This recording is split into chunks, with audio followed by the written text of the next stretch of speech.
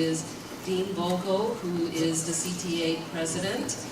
And if you haven't heard Dean speak, or in your morning wake-up call with the commercials, or going to bed with Dean, hearing the commercials at night, his voice resonates up and down the state, and he is one of our biggest advocates for teachers and our students. So Dean, welcome.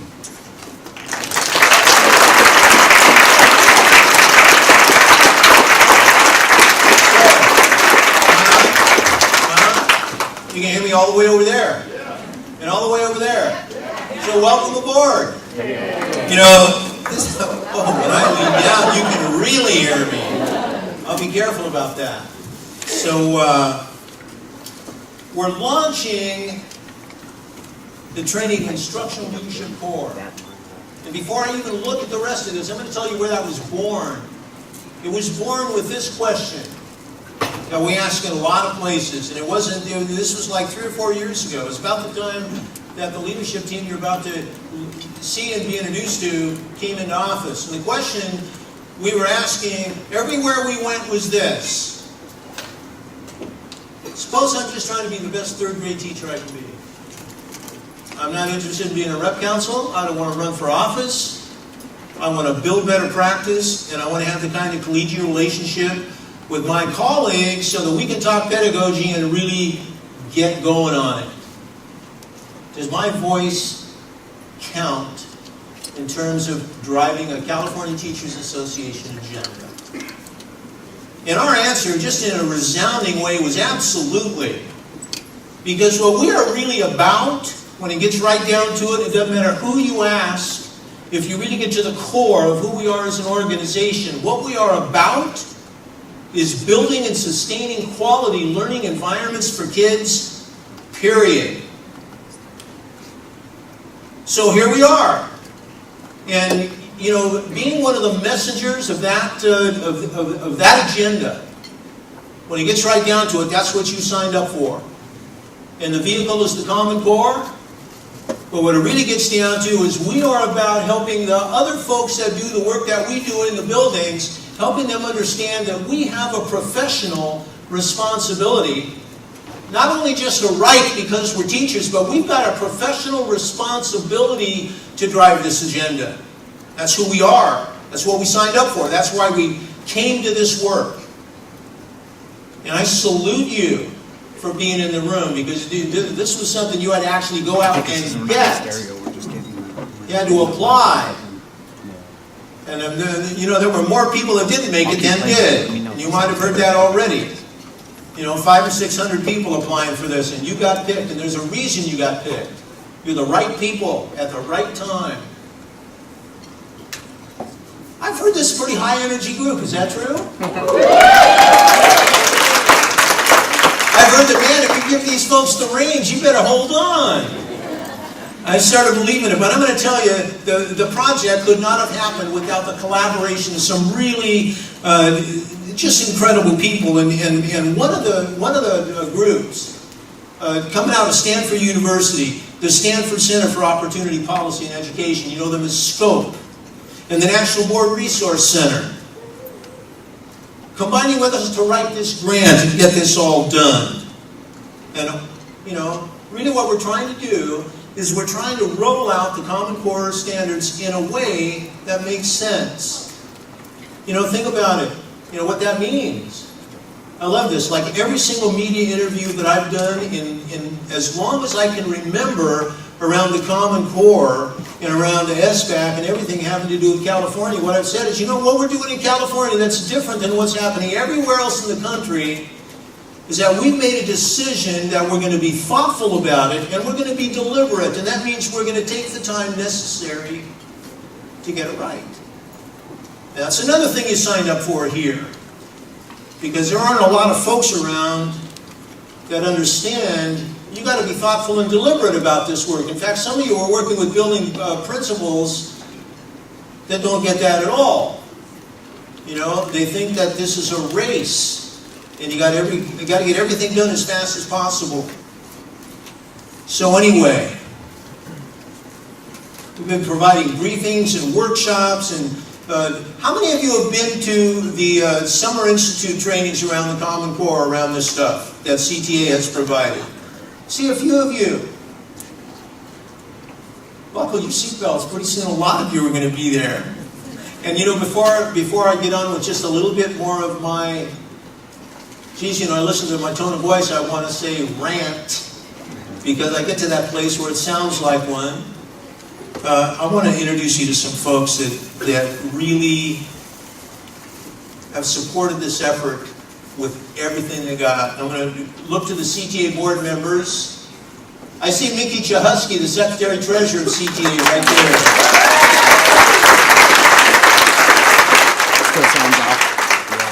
Is Eric in the room? Eric Hines, the Vice President of CTA. And you got the board members over there. Dawn Dawson, Gary Jackson, Toby Boyd, Jose Acala, Jim Bro. All of these folks, classroom teachers. Who did I miss? Oh, look at this. Sonia Martin Solis. And Danny Dillon. Sonia also serves on the NEA Board of Directors. You know, people that are serving in pretty high-level positions, but still hold at the core of who they are, what I said earlier, that building and sustaining quality learning environments for kids is what we're about. Where's Justo Robles? You know, the manager of the IPD department, and also the thinker that so many of us bounce our ideas off of. I love going into Justo's office and saying something like, okay, now look, I don't have time to talk, but I just want you to think about something for a minute. And I put something on his plate, and I come back in a week, and the next thing I know, I need a seatbelt on just to listen to what he has coming at me. We got Patricia Rucker with us today. You know? And any of you have had the opportunity to hear Patricia speak, I know that you've already been telling everybody you know about the experience. She knows what she's doing. She's also, besides being a legislative advocate, besides being a past public school teacher, she's a legislative advocate for us and also sits on the State Board of Education. It's a pretty big deal.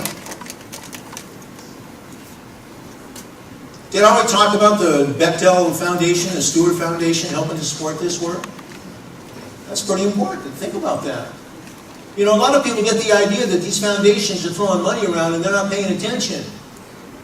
You know, they had to pay some pretty good attention to what we've been doing organizationally to know that this was a place that was worth funding. And a lot of that funding is still coming. Advocacy for our students is the single most important quality in this long-term strategic plan that we developed in CTA that State Council passed last January. It's a very, very big deal. Providing educators with the right tools and resources to implement the Common Core standards. I'd be remiss. Joe Nunez, the Executive Director of CTA. The California Association, the California Teachers Association divided basically into two threads. You got the governance folk, and those are guys like me that, I mean, look, I don't care what anybody says. At my core, I'm a kindergarten teacher from Vacaville, you know, and I introduce all those other board members, teachers. So we got the governance side. We've got the management side. An incredible thing about the management side, Joe is a classroom teacher as well. Most of the people that we have on our management side are classroom teachers. And we're all of a sudden coming together to do the same work. And that's the work that you've been doing day in and day out.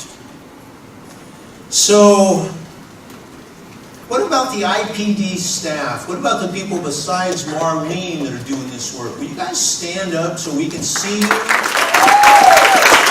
this.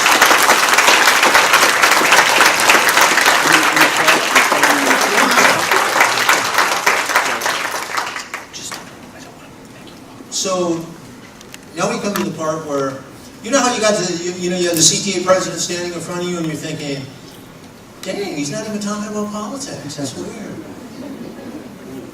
Get that thought out of your head, because the next 5 or 6 minutes is going to be all about that. The reason we're able to do what we're doing, the reason that we are able, as a professional organization, as a union,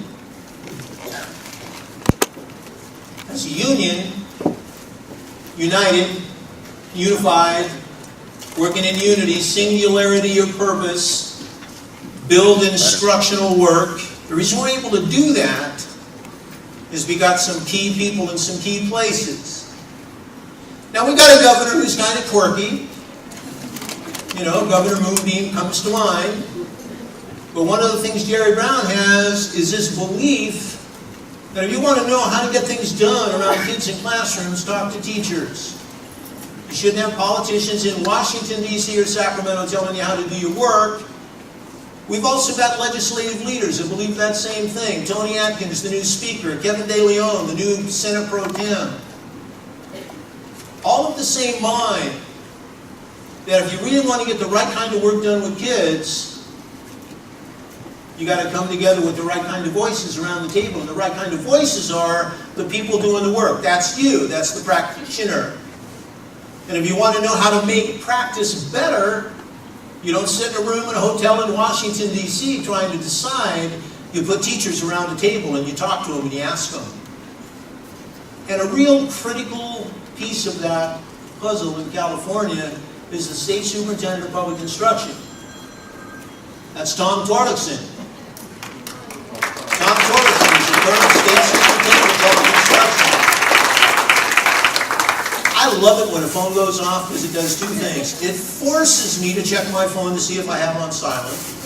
And every time I check my phone, I look to see how long I've been talking. And when I just saw that, I went, oh my God, I got to get off of this stage. So let me tell you how I'm going to do that. I'm going to help you understand, first of all, how important it is for you to vote.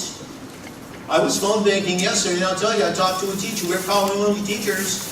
I talked to him, hi, is this Mark? And he said, yeah. And I said, well, I'm Dean Vogel. I'm a teacher. I'm calling on behalf of Tom Torlakson. You know, there's an election in November.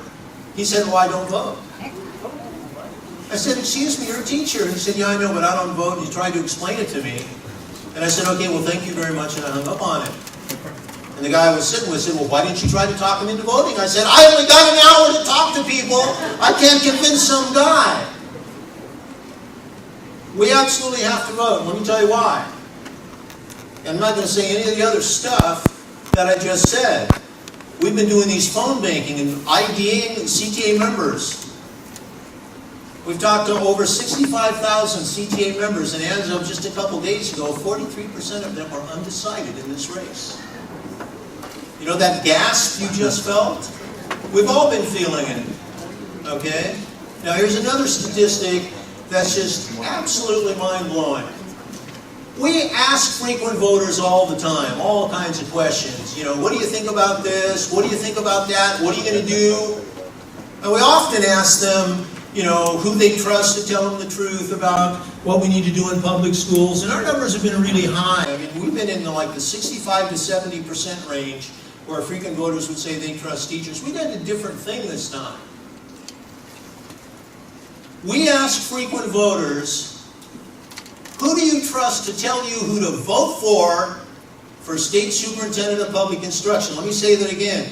Who do you trust to tell you who to vote for? 73% of them said teachers. Okay? Now that's wonderful, but it isn't if we're not talking to anybody. If we're only talking to each other, it doesn't help us at all. And so what I need out of you is I need you to vote 10 times. Here's the way it goes. I got no question about my vote. There's one. My wife lives with me, and actually we're pretty much of the same mind, and I'm going to be sure she votes and hopefully the right way. And I win like about 10% of the fights we get in, but I think I'm going to win the state superintendent vote. Now I got an adult child. My 31-year-old daughter, Amanda May, my wild child, is living with me with my grandson Thomas. That's 3 votes, because Amanda will probably say, hey Dad, whatever you say, who do I vote for? My sister in Pomona that I talk to every day. Okay, every other day. I almost always ask her, who you voting for? And you know, when I first talked about superintendent of public instruction, she said, I don't even vote for that. When I called her the day before yesterday and said, who you voting for superintendent of public instruction? She said, for crying out loud, Dean Tom Torlingson, leave me alone. But you can bet I'm going to call her on election day, and I'm going to make sure that call comes while she's still got time to get to the polls. Now I got 5 votes. I don't have to go through this. You know the drill. Okay? Now I'm going to leave you. Do I get to leave you yet? Yes. I'm going to leave you with this thought. And I'm going to tell you, you can take this to the bank. Margaret Mead said something a long time ago that has just reverberated in just about any group that's ever been trying to get something done. And it goes like this. Never doubt that a small group of thoughtful, committed citizens can change the world. Indeed, nothing else ever has. A small group of thoughtful, committed citizens. Now, I tell you right now, in like 8 or 10 seconds, you can think of 5 or 10 small groups of thoughtful, committed citizens that you are in on a routine basis. Some of them are the people you eat lunch with. Some of them are the people you sit around the dinner table with. Some of them are the people you stand with when you come out of church on Sunday and sit around talking about it. Some of them are in your bowling league. We got 10 days. We got 10 days before November 4th. Marshall Tuck is the candidate that we're fighting, and the difference between Marshall and us is he's going to outspend us probably about 3-1. He opened an independent expenditure committee, his supporters did, and in about 6 or 7 days, they got $8.5 million. That's already twice what we have. That's 3 times what we have. But there's one thing we have that he can't buy, that nobody can buy. That's our voices. That's the fact that there's no other group in the history of anybody that has the capacity to find the truth that's in them and tell it. Nobody can do that like teachers can. So I'm already thanking you for the work that you're going to do. I mean, the rest of today and tomorrow, you guys got your hands full. And you're going to immerse yourself in this. But I need 10 votes out of you. And I need 10 votes out of the folks you know. And you see, if we tell our truth in the communities, Tom Torlingson comes back to State Superintendent of Public Instruction, and then we have a much better chance of moving this agenda. You know what I'm saying? So you guys ready to get to work? You ready to get me off the stage? Yes! Let's go get them. Thank you.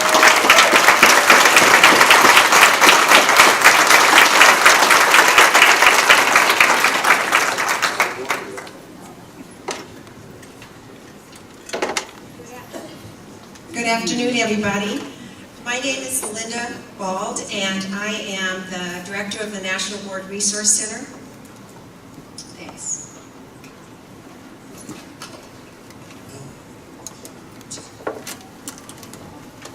Oh, that's nice. One more time. There we go. So, first of all, it's not follow us on Twitter, it's tweet with the hashtag ILC Launch. So I am still learning how to be a Twitter person. Okay, so we would really love to know your thoughts, and so just use the hashtag ILC Launch. So first of all, welcome. It is an incredible honor to be here. I'm going to make my remarks super short. At the National Board Resource Center, we support teachers as they pursue National Board certification. And it is very much in line with what Dean Vogel just talked about. Building and sustaining quality learning starts with accomplished teaching, right? No. We know that. And so we're all about empowering teachers and also acting as a resource for teachers who want to move into leadership. So we're incredibly honored and delighted to be working with our partners in CTA and SCOPE and supporting this work in whatever way that we can. So let's see if I can. I guess the main thing I want to share with you guys is that this idea, this whole project, hopefully you will feel it is a really different experience because you guys are going to be the drivers of this project. It is teachers and accomplished educators like all of you that are going to create the professional development and that are going to go out into the field.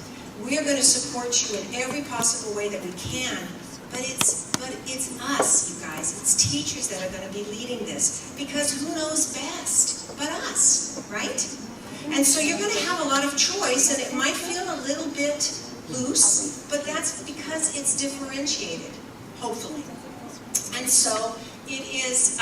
It comes from the whole founding principles of this is a belief in us as accomplished educators.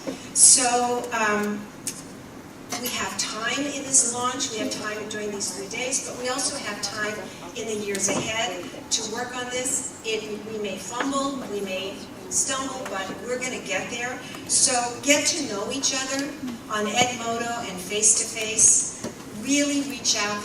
Every single person in this room is just somebody I'm dying to get to meet, and yet I have to go fumble with the cameras. So if anybody who is a tech expert wants to be my BFF during the next 2 days, we'll really appreciate it.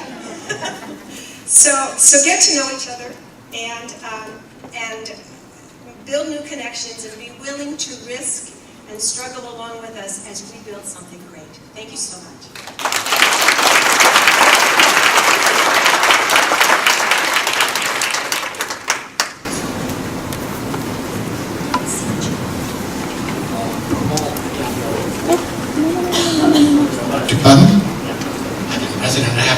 I'm John Snyder. I'm the Executive Director of SCOPE.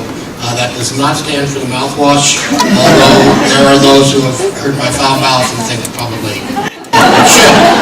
The letters actually stand for the Stanford Center for Opportunity Policy in Education. And who cares? But because it isn't those words that matter. What is the organization about? It's about, it's the norm, and not the anomaly, that each and every one of our children leaves the K-12 system with the power to pursue and the capacity to complete a future of his or her own choosing. Not their language background, not their zip code, not their skin color, not any other accident of birth. That's what SCOPE is about, and that's what this project is about. But we believe that that is only possible when policy and practice and research combine. When these folks are rowing in the same directions. And that's what Dean was talking about. I'm not a techie, so if you don't want to use hashtags, or you don't know how to turn on a microphone, on your card, there's this really on your table, there's like this old-fashioned tool. It's slightly beyond the cave wall, but not much. If you have any questions, if you have any comments, if you have any witticisms or criticisms, address your criticisms to Husto. Husto, stand up so they can see you. Criticism and everything else goes on these papers, and then there are bowls in which to put them. And we will collect those after each session and look at those and try to answer your questions and concerns. So, in addition to the benefits that this work is going to do for all of our kids, it's going to be a proof point, and it's going to be watched, and it's going to send a strong message about the role of educators in improving outcomes for our kids. I don't know how many of you have seen the cover of Time magazine this week. Okay.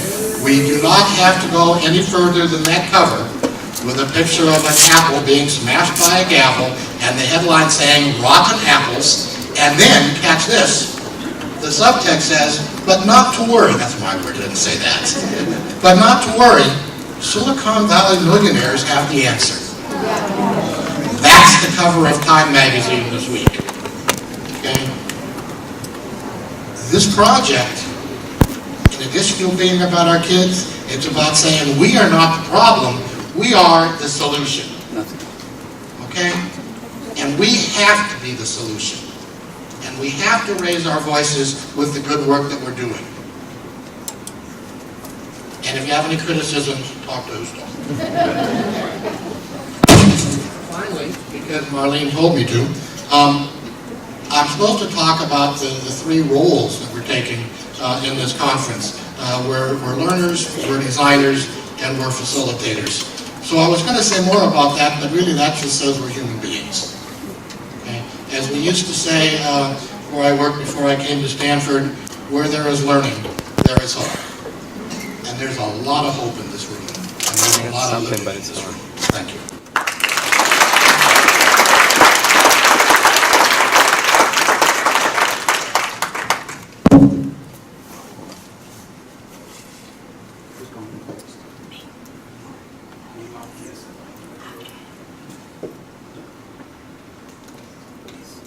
Hello. Thank you.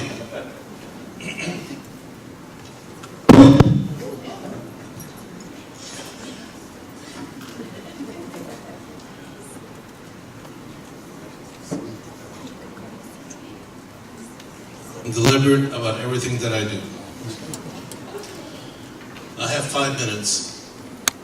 I'd like first to tell you who I am, other than manager for the Department for Instruction and Professional Development. I'm also manager for the Department for Human Rights. Previous to this, in a place a long time ago and far away, I was a high school mathematics teacher, and I went progressively through administration, worked in Washington in policy, and then fortunately the California Teachers Association hired me to work here. So I have an educational background. I'd like to begin by saying that everything that we as an association do is driven by the following. It is the mission of the California Teachers Association, and I'll read it to you.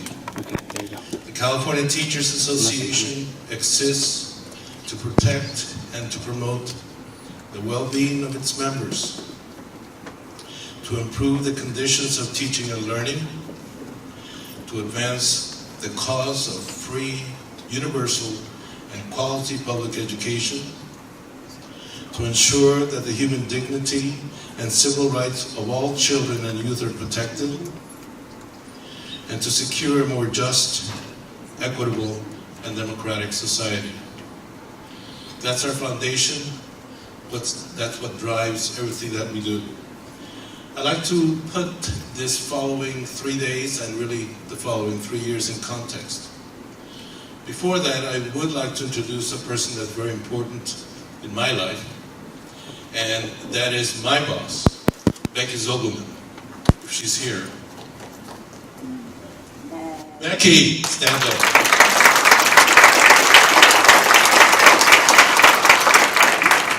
If you haven't noticed, I'm wearing an orange tie. My mic on too. I like Becky in spite of the fact that she's from Kansas.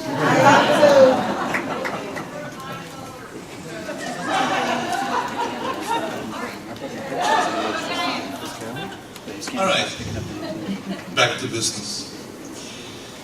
In my view, we as a profession are on the threshold of some fundamental changes, and these changes are already in place.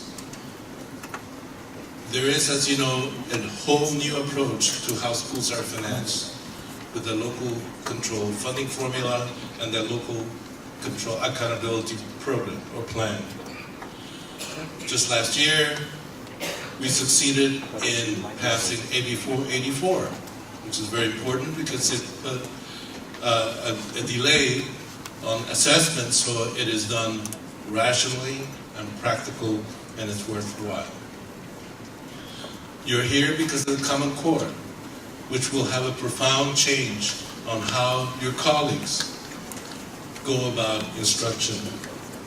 And finally, and very important, is the fact that the California Teachers Association has embarked on a very serious and fundamental approach to restructuring itself and how it goes about its business.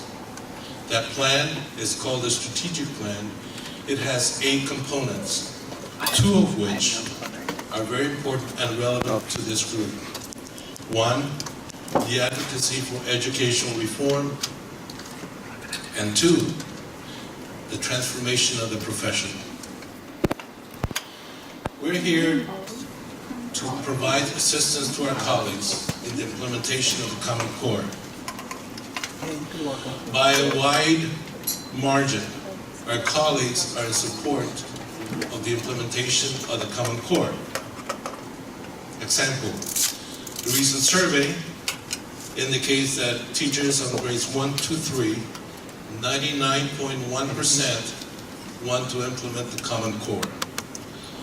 Grades 4 to 6, 99.1%. Grades 7 to 8, 98.8%. And high school teacher, my colleagues, 98.5%. And so what is the big deal about the Common Core? In my view, it is the promise of the Common Core.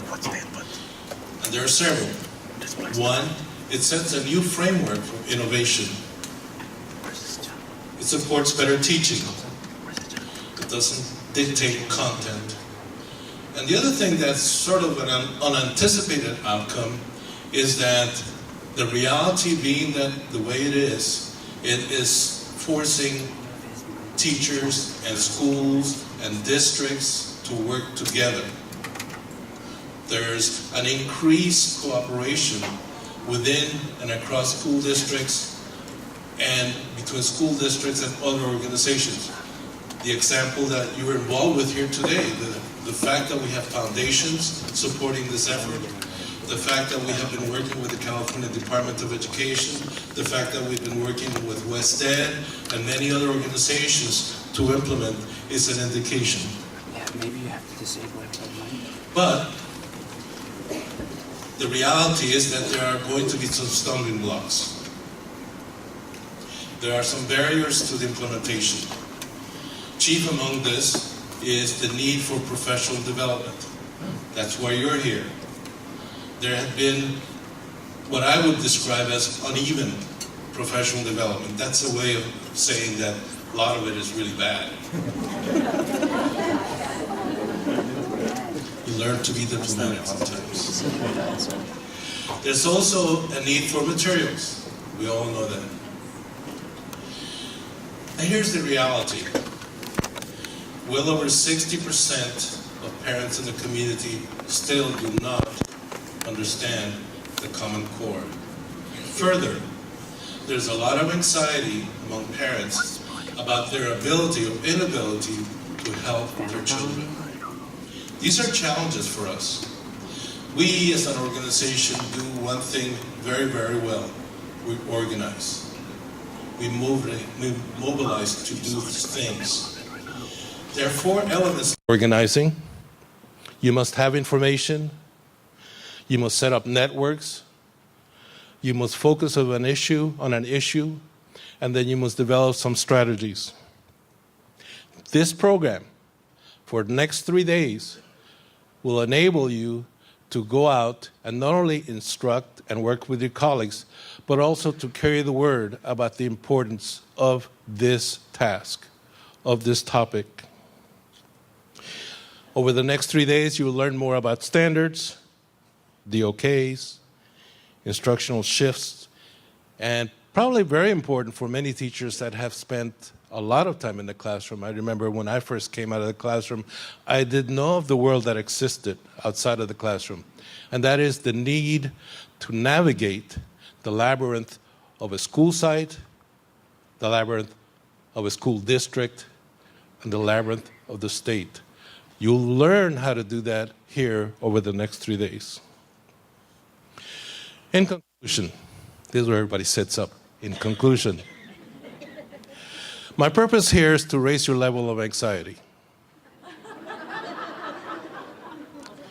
There is a saying that if you're not nervous or in doubt, you do not understand the gravity of the situation. I hope when you leave here on Tuesday, you'll have some serious doubts about why you signed up. The reality is that everyone, your colleagues, parents, teachers, have a lot of expectations of you. They really need you. Many, many people applied to be here in this room. As Dean said, almost 600 people applied. It was tough making these decisions because there were very qualified applicants. I'm here to tell you that you are the best of the best. And you will carry that forward. You will do your colleagues proud to go forth and take the initiative and deliver leadership at a time when we have the opportunity to change the profession. I'll be here all week, and I salute you for being here, and you have my highest respect. Thank you.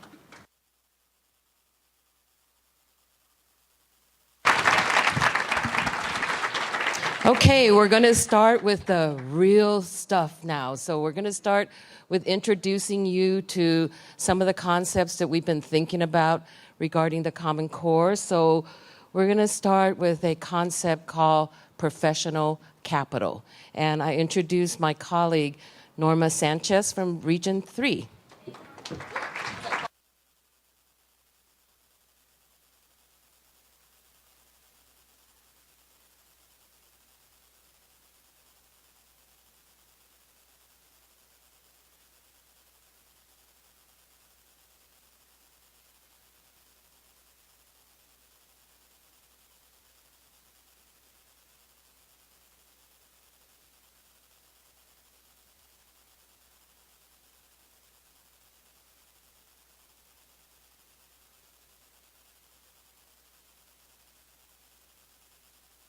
Only 40 teachers and a few leaders. So anybody familiar with Andy Hargreaves and Michael Fullen's work? Oh, Linda has the actual copy of the book. And so I'm also with something called the Teacher Leadership Cohort. And one of my teachers, Ashley Cooper, wrote a guide for that book.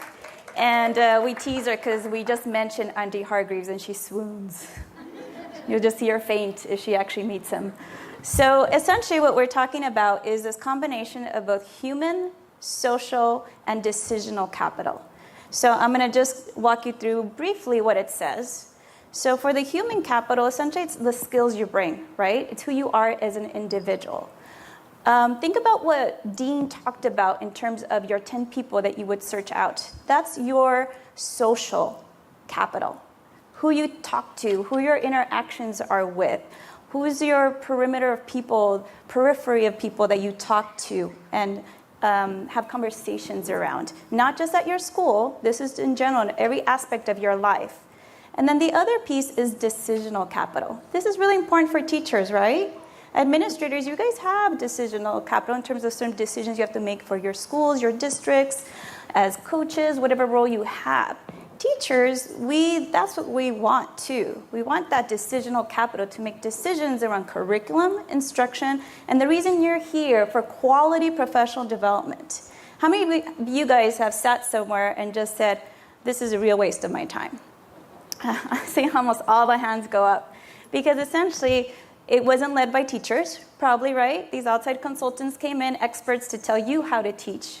And we know we have the capacity to know what it is that we want to teach and how to do it. And how we have our colleagues learn about that and talk about it and have conversations around that. So that's what these three concepts are about. And essentially what really it is about is talking about change, right? It's about taking back our profession. And so the pieces that one chapter in the book talk about are these 10 areas of enacting change. I'm not going to go through them in detail. You guys will have copies of this Prezi. Anybody like Prezi? I like it. Hopefully I'm not making anybody dizzy, right? I'm not zooming in really fast. But essentially you'll have copies of, we'll tell you where all the resources are. But I really recommend if you buy the book, go buy it. But read this chapter because it really nicely puts, the ability of teachers to take risk, to create change in other people, not just yourself, and really increase that decisional capital. So with that said, what does this mean with the ILC, right? Well, the connection is that you today have to think about the three types of capital and not just about you, but your campus, your school, your district, what that means for you and the work that you're going to be doing. And then how does it benefit in terms of professional development and the type and opportunities of professional development that we're seeking. And that's what this 3 days are about, essentially, having those conversations and treating every single one of you as professionals like we always do.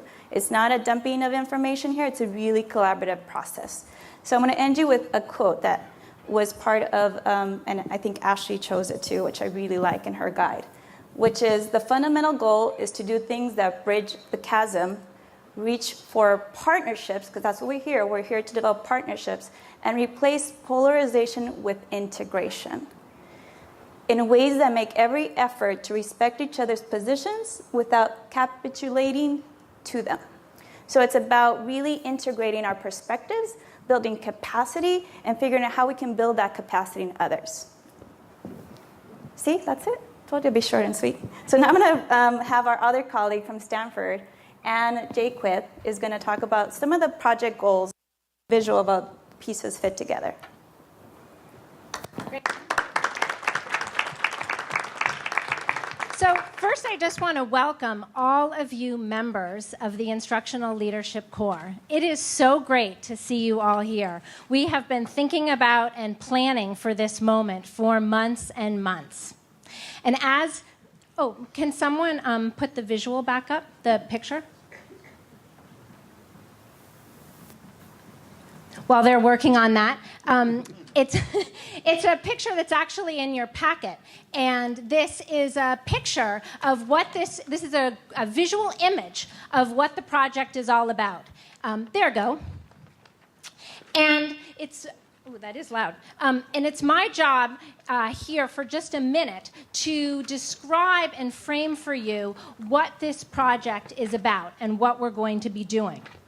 So at the heart of this project, it's about developing our collective knowledge and deepening our individual and our collective understanding of what the Common Core state standards and the next generation science standards requires of students, of teachers, and of all the other educators in the room whose job it is and who are in positions to support teachers to teach in a manner that will help students achieve these new standards.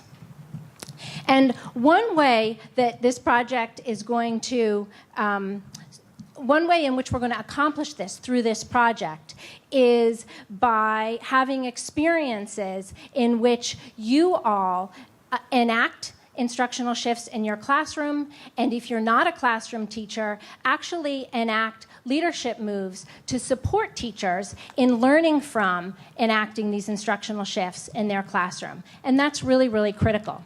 And if you look at this graphic, you'll see the 3 goals of the project: to grow a statewide core of accomplished teachers and site-based leaders, of which teachers are also a type of leader, and to develop and to deliver professional development. And the professional development is for both teacher colleagues and for non-teachers, other site-based leaders who are in these positions that I talked about, to create the conditions in schools where teachers can be continuously learning. And if you look through the yellow column there, you will see bulleted out the various roles that you will have as instructional leadership corps members, whether you're a teacher or a site-based leader. And I think in a moment, I'm going to turn the mic over to my CTA colleague, Marlene, and we're going to read through a description of the project. And I think as we do that, those roles will become clearer to you. And as we go across the next 2.5 days, what it will require of you as a learner, as a designer of professional development for your colleagues, and as a facilitator of that professional development, I think your task will become clearer. And it will continue to become clearer once you leave here and actually go back into your own work site and enact these shifts and provide professional development for your colleagues.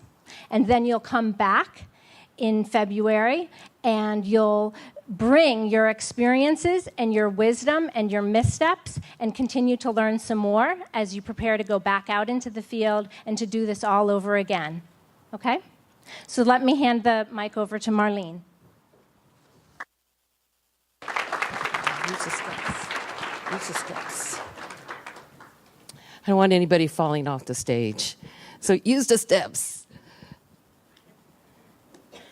So on your tables, there are two sheets. One is a green one, and one is a description of the project. So you know what I find amazing here with this group? Most of you, when you applied for this position, applied really face value. All we had was like a paragraph description. And you took a leap of faith and you jumped on applying for this. And then after you applied, then the emails came. What is this project about? What is expected of me? Really, isn't that the case with most of you?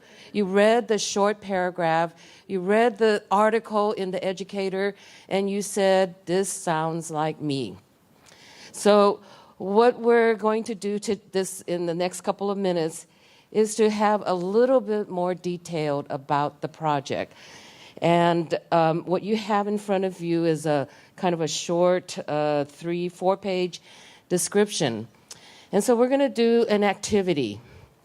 Many of you know what jigsawing is. So, you take excerpts and pieces of a larger article and we're going to divide it up. So that's what you're going to do at your table. So you notice on the white sheet that there's a triangle, a circle, and a square. And you can decide how you're going to jigsaw it at your table. Okay? So the next thing we're going to do is we're going to do a little bit of collaboration. So jigsawing does require collaboration.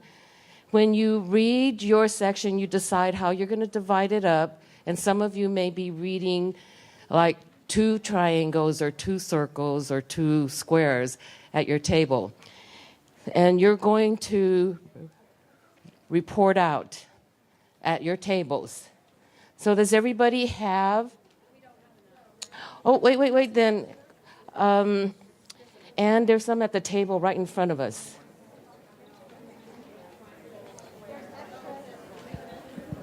So raise your hand if you don't have a white instructional leadership core project description.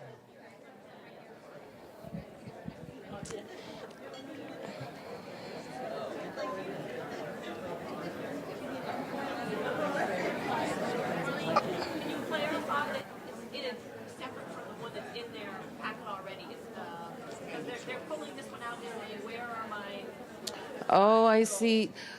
So clarify that you're talking about one that was handed out. Right. The one that's at the table was made specifically for this activity. So there's a sheet at the table. There is a straight project description in the folder. So this is a little technique that we can all use in the classroom. As you start using open source texts, in order to make it familiar with your students and make them want to read this is, the spacing was widened a little bit so that you can actually see the words. And then the sections that I want you to pay attention to is boxed in.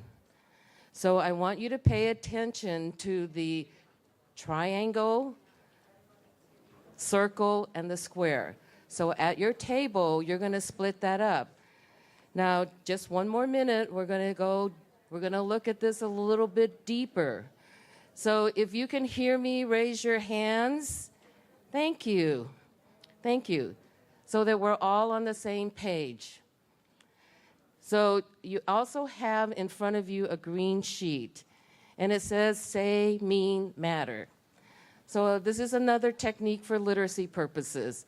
Having your students summarize what they read, what does it mean to them, and why is it important?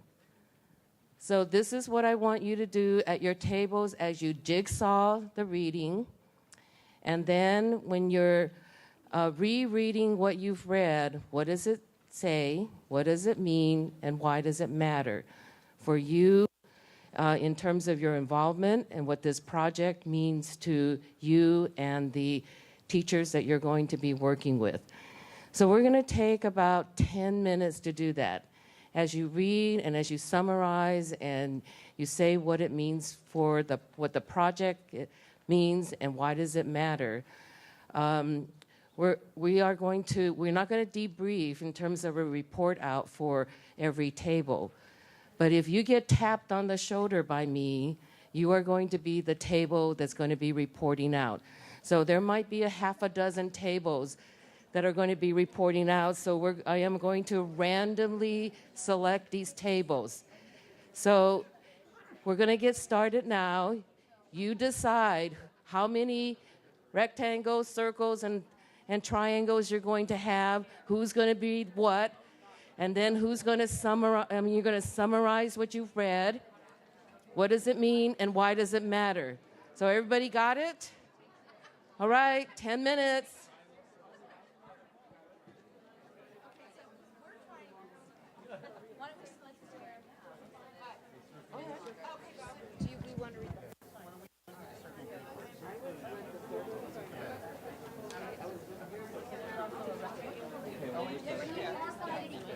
Oh, okay.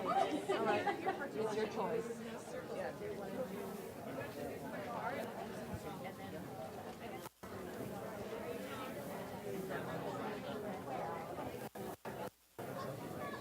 So we finally got the triangle. We figured it out. Now, do each of us take one of these things or divide these things up, or do we all take the same thing and then we're going to just all around the room? You're going to take each one of you into this section. Okay. So,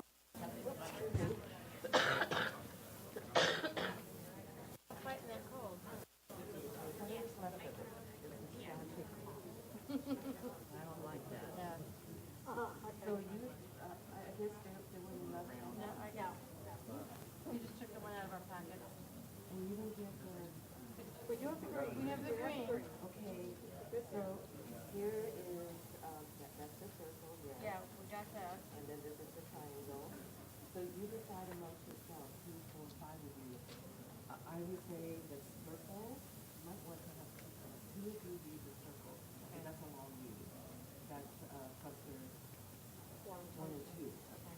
So you might want to just split that up, and then somebody else, And then we fill these in. you don't need to use that exercise, you can use it to write on, and you can have this as a part of the conversation. Okay. Okay? You guys decide who's going to do what. You guys got it. You understand what you're doing?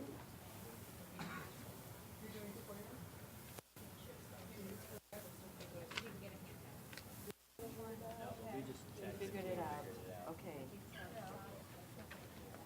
So you might want to do the circle.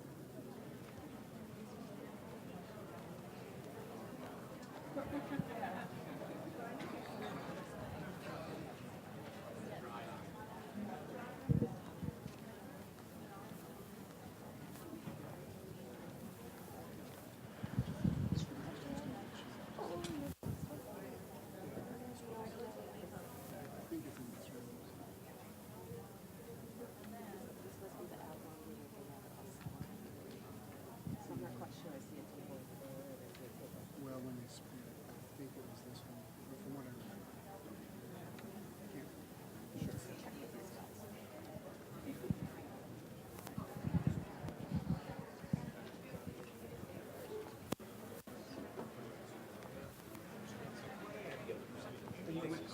Only do this. Right. You as an individual, you're fine.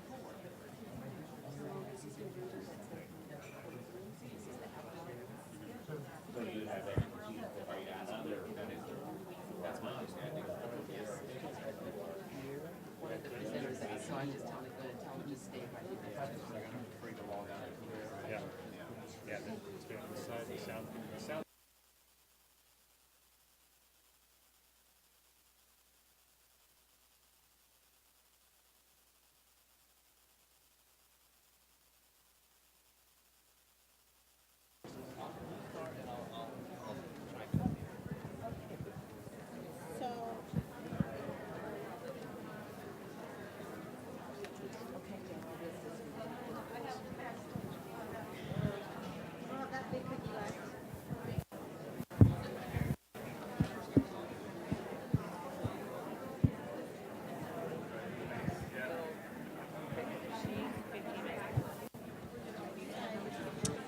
Okay, folks, believe it or not, wrap it up in about 2 minutes. 2 minutes, wrap it up.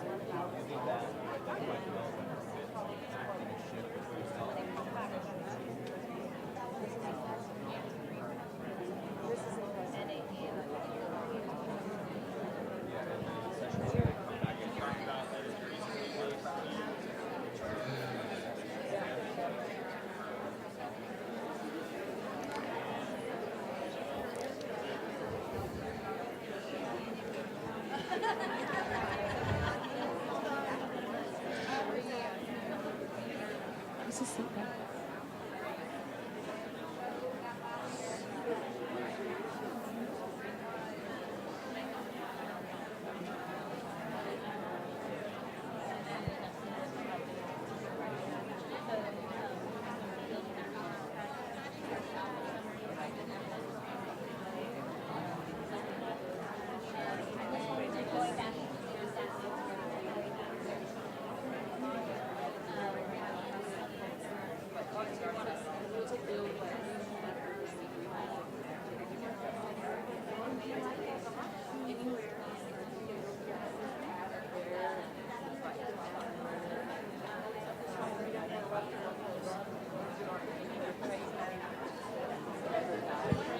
All right, everyone. Oh, I'm sorry. This thing is like, if you can hear my voice, raise your hands. I guess this will be our signal. If you can hear our voices, raise your hands. Thank you. So I know this is, that's why we're jigsawing this activity so that we can get a joint or feedback from your group in terms of your collaboration. So I did tap some of you on the shoulders, but you're going to have to help me remember who you are. But I believe this is one table, right? Just, I know you're very good at summarizing in terms of what it says. Actually, it's much more important in terms of what you interpret it to what it means to you and why is it important. Okay, so we're nervous now that we understand the mission of this Corps, but we talked about how it's a good one, that it's attempting to shift the culture and not just teach in a way that implies that some people are experts and some people are not. So we like that shift in culture and trying to create the right working conditions at a site that would actually promote those kinds of conversations that are really helpful to teachers. And the other part we noticed is how critical it is to be able to effectively coordinate with your district, your county, the state in order to make this happen over the long run. And then the other piece that made us a little nervous is that our school sites will become models. Oh, thank you. All right, that's great. I'm going to go way to the back over here. Are you ready, folks?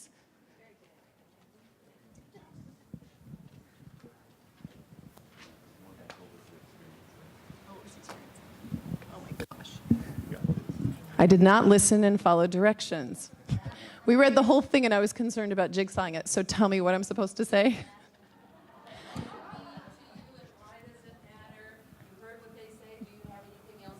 Got it.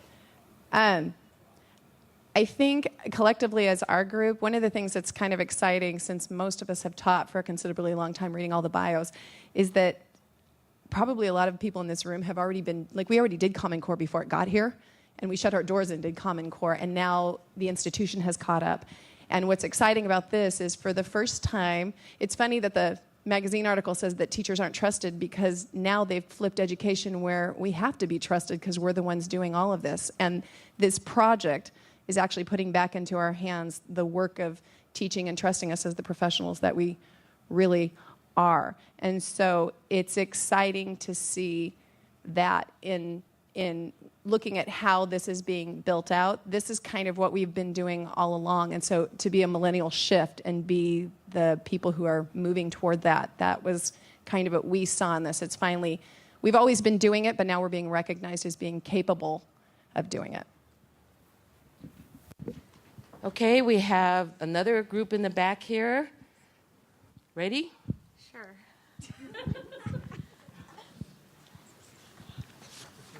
Oh, circle. Talk about the circle. See, I'm talking about the circle. So we do really like the idea. Most of us here got involved to lead the professional development.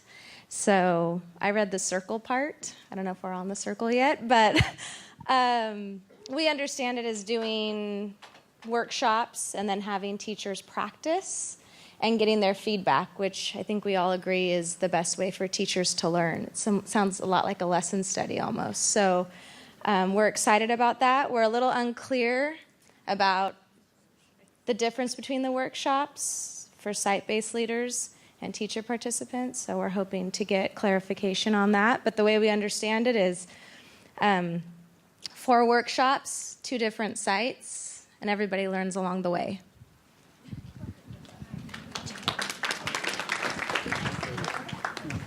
Okay, way in the back over here. What our table got from this was the professional developments are for us, by us, and they're content specific. There are 160 teachers. That makes 80 pairs. We're supposed to talk to 100 teachers, so we're impacting 8,000 teachers. From that is our initial circle. I'm sorry? Oh, I'm the math teacher. Yes, I am a math teacher. I am a math teacher. Hi. Why'd you give me the mic? Shout out to the math teachers. I have the mic. I'm sorry, let me finish. And this circle that we have will continue to grow and grow as we reach and affect more and more teachers. Thank you. Thank you. And then we have one more group. Well, we had a lot of confusion as to who was going to say whatever they were going to say because everybody took a different shape. And so what I got from that is that we don't really know how to go from recounting to taking it on as our own idea. And I think that's the learning for me, is that teaching that to kids to pull out what you need to pull out and say it your way. Because everybody's an individual and everybody has something to say, and they just want to be heard. Thank you. So in the other groups, were there additional insights that you want to share, or was pretty much what you've heard, what you discussed in your groups? I'm coming. Somebody's coming with the mic. Oh, okay. Thank you. In addition to what my colleagues have stated, we all at this table can agree. But I think for us, the most exciting part is that we are providing the blueprint by which school districts will follow through CTA. Thank you. Thank you. So you are going to hear a little bit more about the background, the theory behind what we're laying the foundation for. But before I do that, several of our board members walked in the room as they had other commitments, and so they're here now. Could you just stand so we can acknowledge who you are, the other board members? Teresa Montano, CTA Board.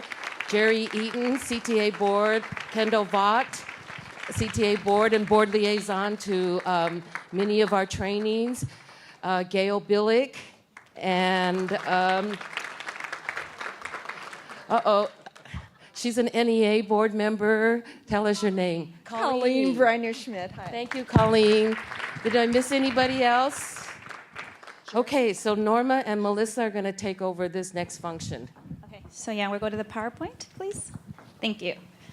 All right, so we're here at the launch, and we're definitely going to prepare you guys. We're not just going to say, okay, go develop a professional development workshop, and then we'll see you later, right?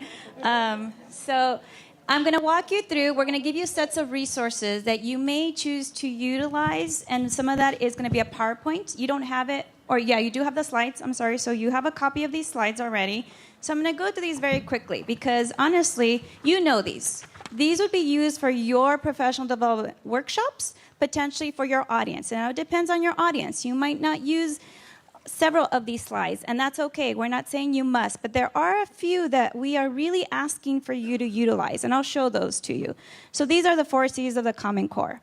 This is about professional capital, and essentially it's the opportunities that colleagues and members and teachers, instructional leaders will all have for professional capital. So these are the parts that aren't necessarily defined in the Common Core. Okay, so then these are the differences between the 1997 standards and then the Common Core standards. Again, I'm going to go through these very quickly. The cognitive learning that comprises both the combination of Webb and Bloom's DOKs. So again, I apologize. I don't want to go super fast, but it's just the fact that you're going to have time to look at these later. Just showing Bloom's taxonomy. I'm a visual person. Anybody a visual person? Yeah, so I like seeing, okay, I'd rather have this than one of my colleagues calls them thinking dots or bullets. So I like visuals, but if you like bullets or thinking dots, then you can put these in thinking dots. This is the combination of Bloom, the revised Bloom, and then Webb's DOKs. Some people really like this slide. And then, of course, this wheel, this DOK wheel, right, that we've seen many, many times. So that's another one. And then a more detailed explanation of the DOKs and Webb's depth of knowledge. Okay. And then, there's two more. There's the matrix. So how many of you guys are very familiar with Smarter Balance? Okay, so in Smarter Balance, if you haven't seen this, they have the DOKs in terms of this rigor matrix, both in ELA and mathematics. So I know that's tiny print. We don't expect you to say, you read this slide and make sense out of it, just to let people know that it exists. So this is the math one. The previous one was the ELA one. So this is a slide that we really want you to show. And this demonstrates, in very general form, the shifts, both in ELA and math. Now, mind you, you might be in science. So if you're in science, you can still focus on the ELA shifts as well. But there is one for Common Core Science, and then in terms of the literacy pieces and the actual next generation science standards. Okay, so again, I'm sorry, I apologize, I'm going very quickly, but you'll make sense throughout the 2 days or 3 days that you guys are here. So the next slide is what we're really focused around. So we've done Common Core sessions throughout the state. We did our Summer Institute at UCLA over 4 days. We've done 3 years of it, or 4 years of it being Common Core emphasis. And what we've learned is that a really good PD around science, math, ELA should include these 4 pieces. So it's about students, right? Getting to know your students. The content, whatever the content is, it must be rich in content knowledge. It should be something around instruction and pedagogy and those DOKs. And then there should be something around the claims in Smarter Balance. So you don't have to go in detail about Smarter Balance, but the claims are very much aligned with the Common Core. So there's some information about Smarter Balance if people didn't know. And then this is another slide that we would really want people to show, which are the claims. So there's 4 claims in ELA. It's reading, writing, speaking and listening, and then research and inquiry. And then for mathematics, it's concepts and procedures, problem solving, communicating reasoning, and then modeling and data analysis. How many of your colleagues don't know this information? A lot, right? And so that's why we're saying, maybe your PD is going to focus on this entirely, but we're asking you just to show those few slides and then go into whatever activity and topic area you will eventually choose. Okay, so now you're actually going to do an activity. So Melissa is going to walk you through an activity that you will do. Hi, everybody. I'm Melissa Gilbert. I'm the project coordinator for the ILC scope. You've probably seen some emails from me at various hours of the day. I, too, am delighted that we're all really here. I'm going to sleep much better tonight, knowing that we've all made it to being in the same room.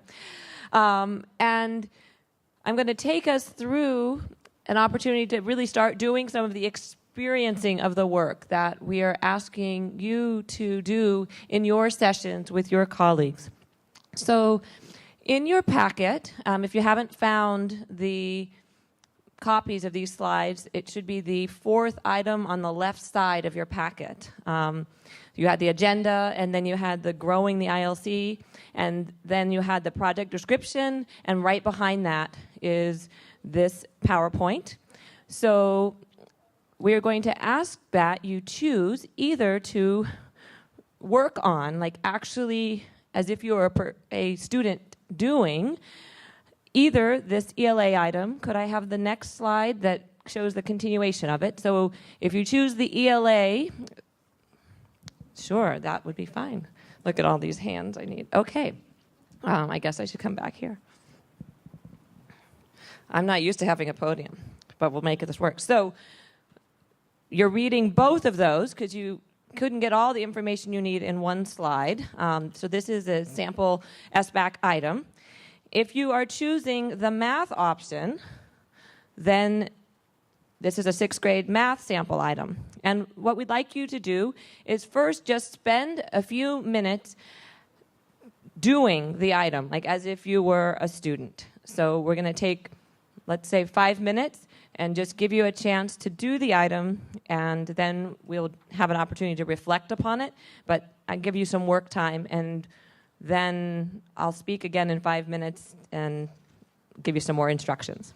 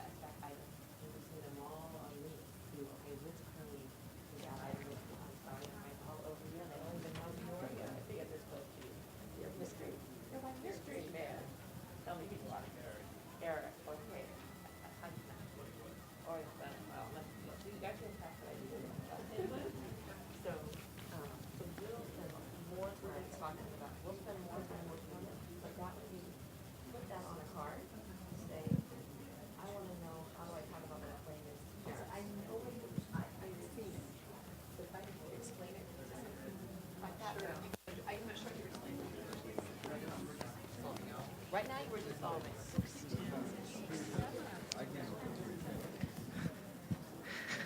All right, that chirping in the background is our timer.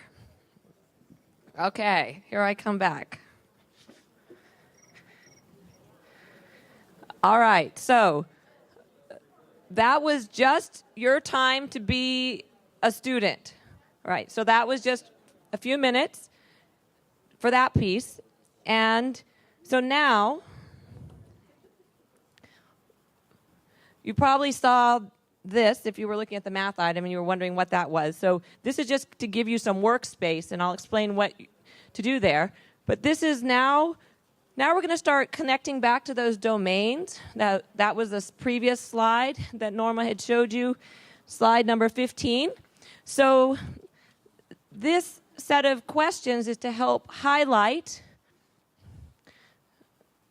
key points of several of those domains. So, for example, for the student domain, what do students need to know and be able to do to perform well on these items? Okay, you were just asked to focus on either the math item or the ELA item. So just think about that item and what would students need to know and be able to do to perform well.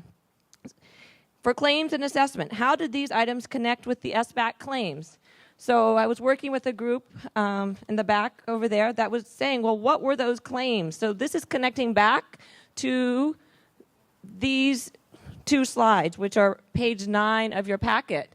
So these really boil down, like out of all those standards, the consortium is focusing on these 4 key statements that we want to be able to make about students' proficiency. And this is not just, by the time they get to be in 11th grade. This is saying at the end of 3rd grade, 4th grade, 5th grade, 6th grade. And so the depth and rigor is going to grow as the students develop. But these are claims that are to be made about our students. So when I'm asking you in this debrief to think about how do these connect, so thinking about, all right, so these are supposed to be SBAC items. How do they connect to those claims? So that's another question to consider. And then, I get back to my notes because I can't see through the speaker. Instruction and pedagogy. So what sort of instruction do teachers need to provide to support students to be able to perform well? So thinking about what are the instructional ramifications. So if these are the items that our students are going to need to be successful on come February, March of this year, right? Because we want them to feel successful regardless of what political somebody's decided. For our kids, this is going to be high stakes no matter what anybody tells us. And that means for us as teachers and other educational leaders, we want students and families to feel ready and able to take this work on. So now we want to connect. So what does that mean I need to be doing in my classroom to prepare students to be successful? And then number 4 is to really connect in. There are more teachers here than there are other site-based leaders, but that means that those of you who are here are really, really special to be here, and we really are counting on you to help, especially learn from your staffs and each other for this number 4. Teachers can't do this alone. They're going to need support from higher administration and grade level instructional coaches, principals, superintendents to support this work. So I'd like you to take a few minutes now to just talk in your groups about these questions, and you can decide, those of you who looked at the ELA item might want to talk about the ELA item. Those who did math could talk about math. If nobody else at your table did the same item you did and you want to turn around and find somebody from an adjacent table to talk with, or you want to talk across items, we'll give you that choice and take about 3 minutes to just do a little bit of processing. And don't worry, these domains will come back in conversation later. So 3 minutes to think about these questions.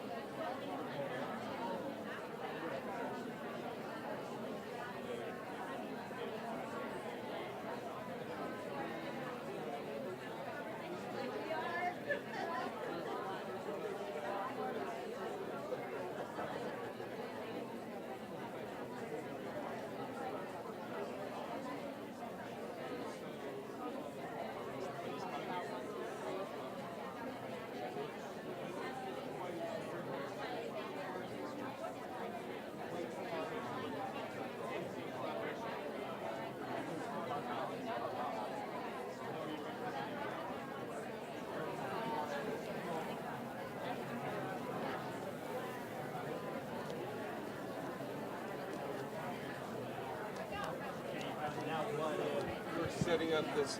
Nice to see you, by the way. Congratulations.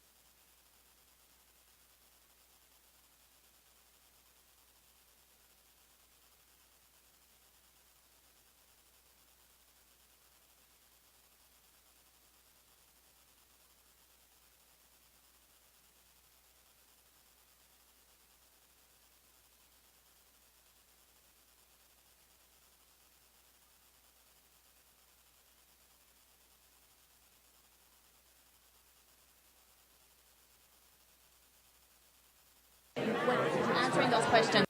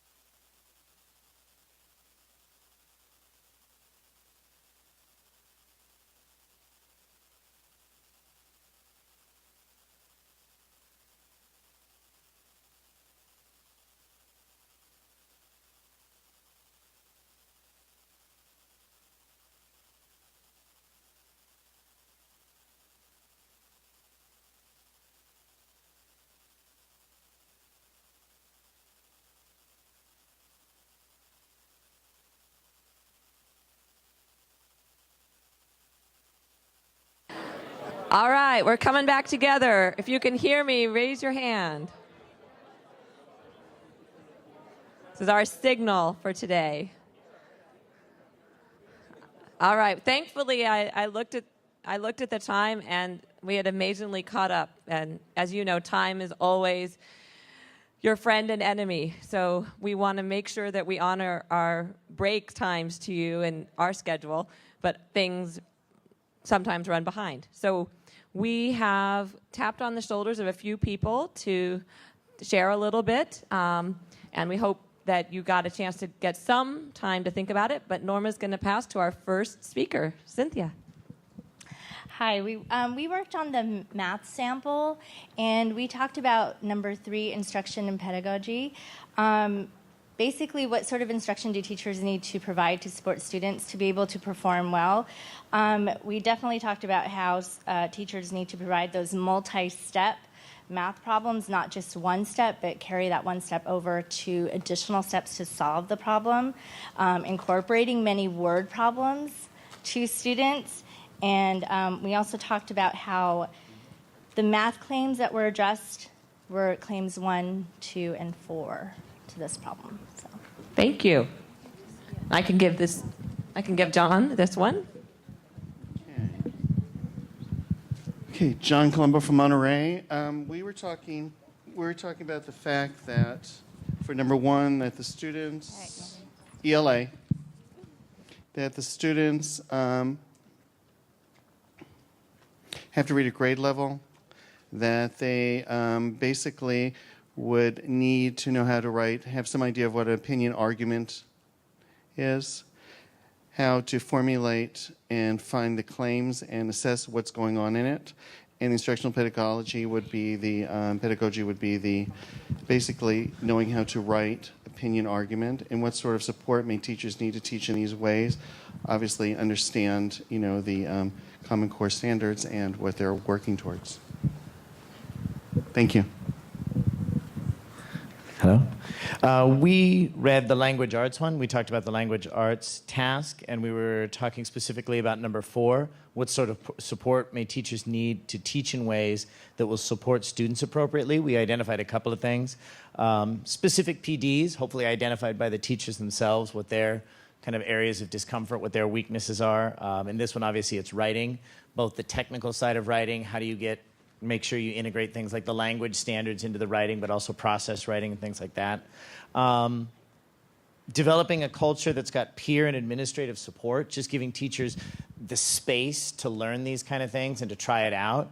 Kind of like this, a lot of times that's going to mean the teachers actually trying the writing, not just talking about it, but actually trying the writing and not having administrators that are demanding certain things very quickly, but just time to develop, time to deepen their understanding, and then ultimately time. We've gotten into such the habits of multiple choice tests and things like that and how quick those are to correct or scan and just have them Scantroned or something, but actually having the time to go through writing and teach the writing, having time to score the writing and provide students with feedback, all of this stuff takes time. And among peers, among the administration that's supporting it and overseeing it, just making sure that that's there for the teachers. Thanks. So we also have a site-based leader that's going to share their perspective of what's needed for supports. The most important thing we need is teachers' voices at the beginning, in the middle, and the end of everything we do, which is the privilege of being here today with you. I think at our table we talked about the same things. We need site-based leaders, the teacher kind and the administrator kind, who will create space on site for this kind of work to be done. Time for collaboration, time to have the instructional materials needed available for the planning, and then time to try in reasonable, deep chunks, reflect and redo, rather than racing through and trying to do a million things. One point of Common Core is depth over breadth, and teachers need the same opportunity to do that with professionals. Thank you. So there's been a lot thrown at you in the first not even 2 hours of your time with us today. But I assure you there will be more times. And if you have a burning question or a comment or observation, remember you've got those note cards right in front of you. You've got your tweeting ability. So we've got both sort of forms of communication, some old-fashioned, some new-fashioned. And since I have slightly more time than I thought I would, I decided that this packet that, I spent hours and hours working with lots of people to put together, we might tell you what's in here so you can find things quickly. So as I mentioned, you have the agenda on sort of a ivory colored paper. So this is going to tell you what's happening when and where. And right behind that on the left side is the Growing the ILC visual that was referenced.